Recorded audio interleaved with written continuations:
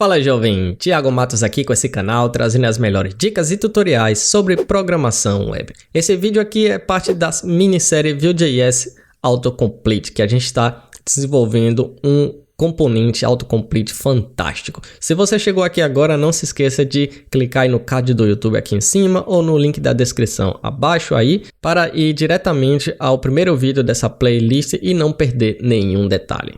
Então a ideia do vídeo de hoje é que a gente possa navegar entre os itens pesquisados, por exemplo, SAL, eu tenho aqui, a gente possa pesquisar, né, utilizando a seta para baixo e para cima, né, e a gente consiga navegar entre os itens. Por padrão, o browser, né, o navegador, vai colocar o cursor no início ou final da linha, de acordo com a sua ação. Por exemplo, o meu cursor aqui está no final da linha.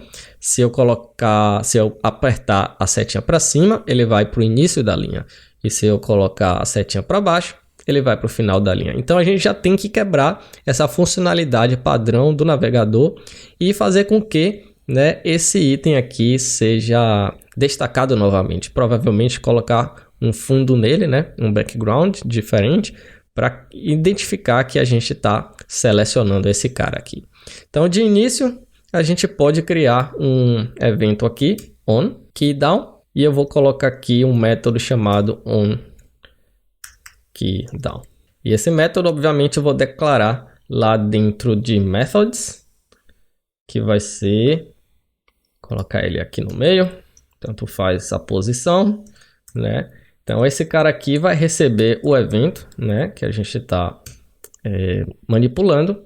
E a gente sabe que se eu não tiver opções aqui, eu não quero que ele faça nada. Eu não quero que ele navegue para lugar algum. Ou seja, se eu tiver aqui... Opa, deixa eu comentar aqui. Se eu tiver aqui zerado, né, se eu tiver aqui e apertar para cima e para baixo, eu não quero que ele faça nada, não faça nenhum cálculo, nenhuma ação. Então, já para a gente quebrar isso, eu vou simplesmente checar se this mutable options length, ou seja, se existe alguma coisa aqui. Na verdade, se não existe nada aqui, se for vazio, eu vou retornar, ou seja, nem continue na programação aqui, certo? Então, se isso daqui tiver, né, se mutable options tiver opções, tiver itens, né, eu vou criar um switch aqui e esse switch vai pegar o event, né, evt code, e a gente vai ter vários cases aqui. Que legal.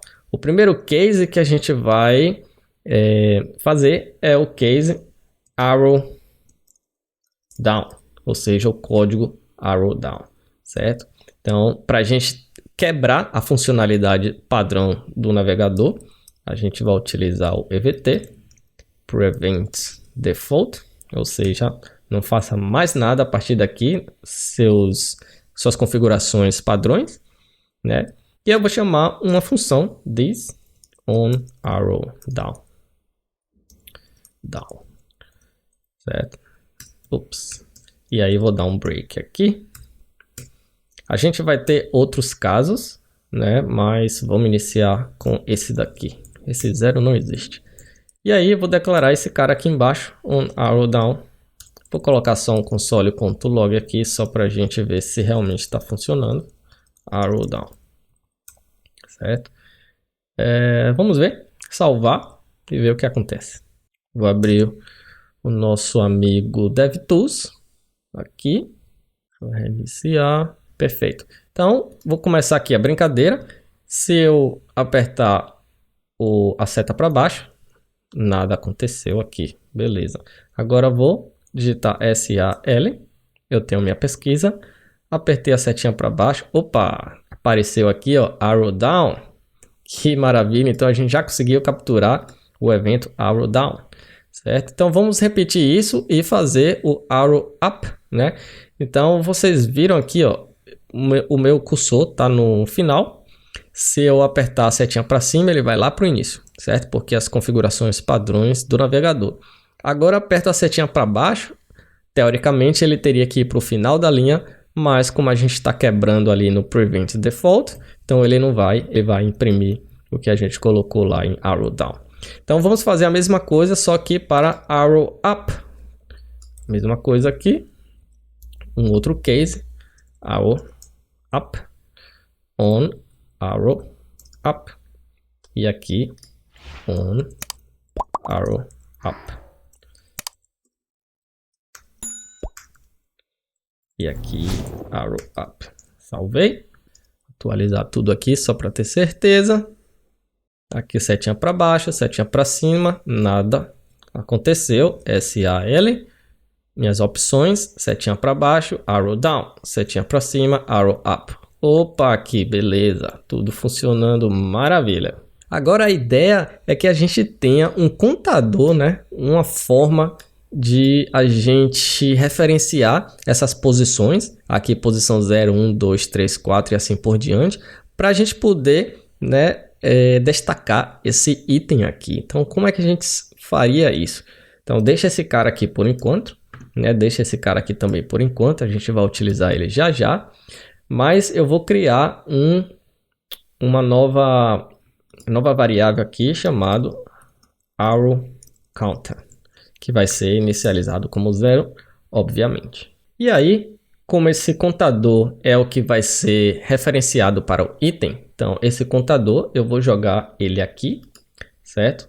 Então eu vou colocar uma classe e vou dizer que essa classe bg gray 100 só vai ser aplicada se arrow counter for igual ao index. Lembra do index que eu coloquei lá no início que a gente iria utilizar? Justamente por isso. Então eu vou colocar o index aqui. Ou seja, quando esse arrow counter for 0, esse cara aqui vai ficar com fundo cinza. Quando for 1, esse cara fica com fundo cinza e assim sucessivamente. Então vou salvar aqui. Ainda vai ser uma forma bem manual, mas só para a gente ver. SAL. Opa, ele já está aqui, ó, o fundo. Deixa eu até colocar mais escuro para a gente ter melhor visibilidade, certo? Então, se alterar o arrow counter para 2, por exemplo, ele vai vir para cá, certo? Então, eu posso fazer essa referência assim que eu apertar a setinha para baixo e para cima, alterar o arrow counter, certo? Então, o que é que a gente vai fazer? Cadê ele aqui? Então aqui ficou simples, vai ser this arrow counter mais igual 1, certo? E aqui vai ser a forma inversa, menos 1, porque na hora que eu estou apertando a setinha para baixo, a gente está aumentando o valor dele, né? 0, 1, 2, 3, se a gente apertar a setinha para cima, aí o valor dele vai ser 3, 2, 1, certo? Então eu vou imprimir esse cara aqui, porque ainda tem um problema aqui que eu já vi, mas eu vou imprimir ele aqui em cima para a gente acompanhar a funcionalidade dele. Então, arrow counter, certo? Lembrando que se eu não tiver nenhuma opção, ele tem que permanecer em 0, certo? É o que permanece. Mas se eu tiver alguma opção, setinha para baixo, 1, 2, 3, opa, e já está funcionando aí, ó.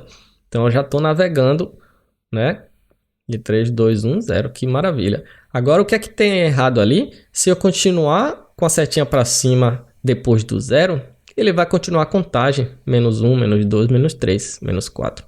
E quando eu colocar a setinha para baixo de novo, ele vai continuar a contagem até voltar ao 0 e assim por diante. Então a gente não quer, a gente tem que limitar ele em 0, certo? E limitar ele no máximo de itens aqui, porque da mesma forma, se eu tenho aqui, ó, 27, 28, 29, 30, 31, 33 eu já não tenho.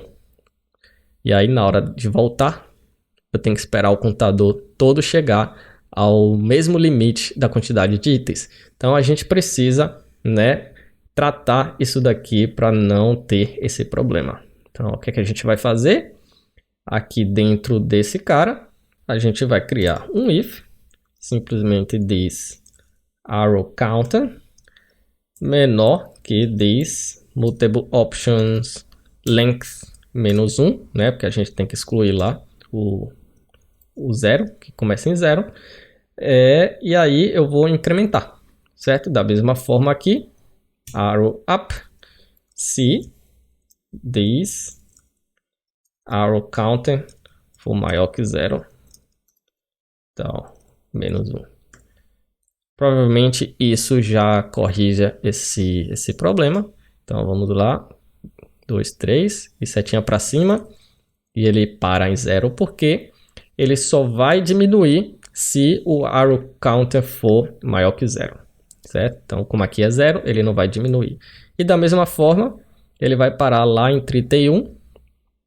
Certo? Porque ele só vai incrementar se o arrow counter for menor do que a quantidade de itens. Perfeito, então já corrigimos esse problema. E agora já dá para a gente navegar aqui entre os nossos itens. Então é isso, meu jovem, para essa videoaula. A gente vai dar seguimento nesse mesmo assunto dessa seleção via a setinha para cima e para baixo nas próximas aulas e resolver alguns pepinos aí que provavelmente você já percebeu. Então, te vejo aí no próximo capítulo.